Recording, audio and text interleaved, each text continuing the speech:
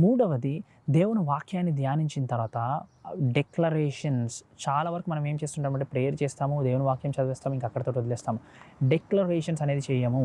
Kings don't plead, kings decree and declare.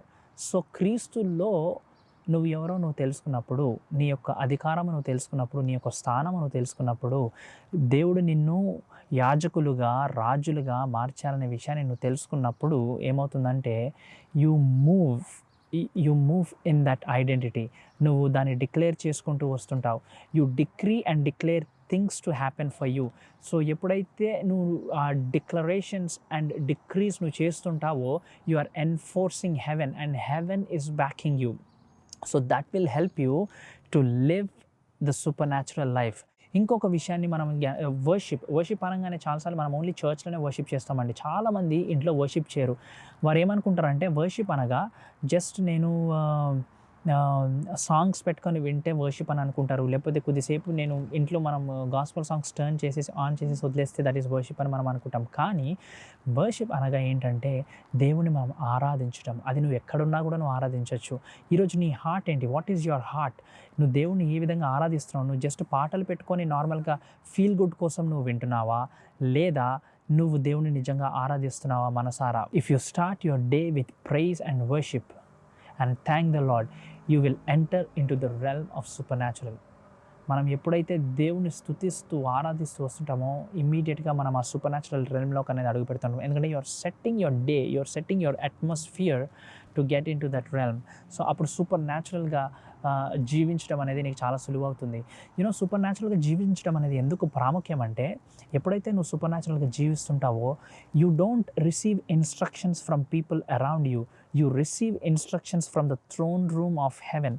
So పరలోకం నుంచి నీకు ఇన్స్ట్రక్షన్స్ అనేవి వస్తుంటాయి. నీ యొక్క ఉద్యోగ స్థలంలో కానీ, నీ కాలేజ్లో కానీ, నువ్వు పనిచేస్తున్న ప్లేసెస్, నీ బిజినెస్లో కానీ, నువ్వు ఎక్కడ ఏ స్థలంలో ఉన్న నీ మినిస్ట్రీలో కానీ, ఎప్పుడైతే when you start receiving instructions from heaven, it will impact people's life, it will impact your life. నువ్వు సూపర్ న్యాచురల్గా జీవించడం అనేది ఎందుకు అవసరం అంటే, నీ లైఫ్ మాత్రమే మార్చబడదు, నీ లైఫ్ మాత్రమే ఇంపాక్ట్ చేయబడదు, కానీ నీ చుట్టుపక్కన ఉన్న ప్రతీది మార్చబడుతుంది. నీ చుట్టుపక్కన ఉన్న వాళ్ళు కూడా ఆశీర్వదించబడతారు, నీ చుట్టుపక్కన ఉన్న వాళ్ళ లైఫ్స్ కూడా చేంజ్ అవుతాయి.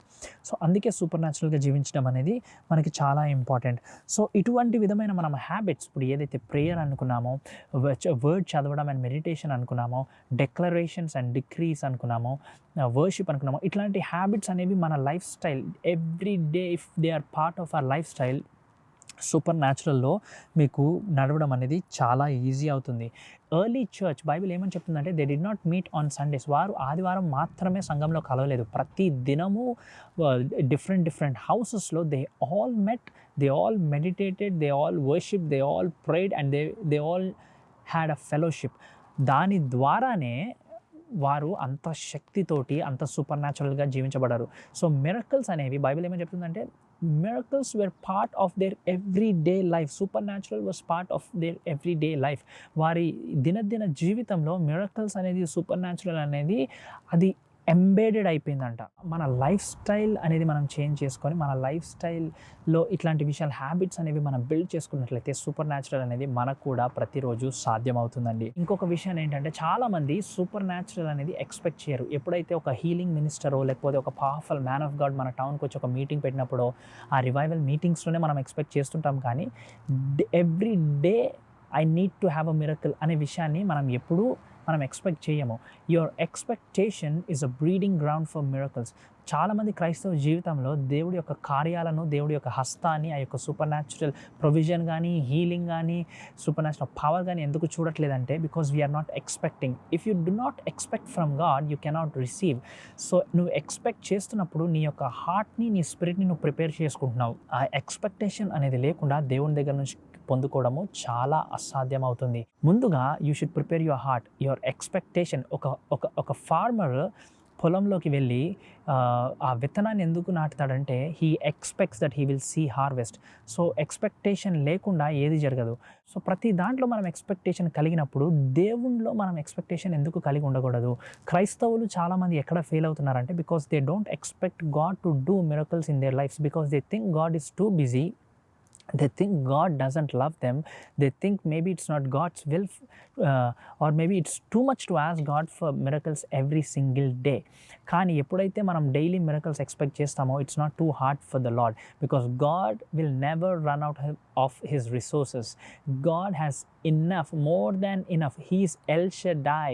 He is not El Chipo. He is El Shaddai.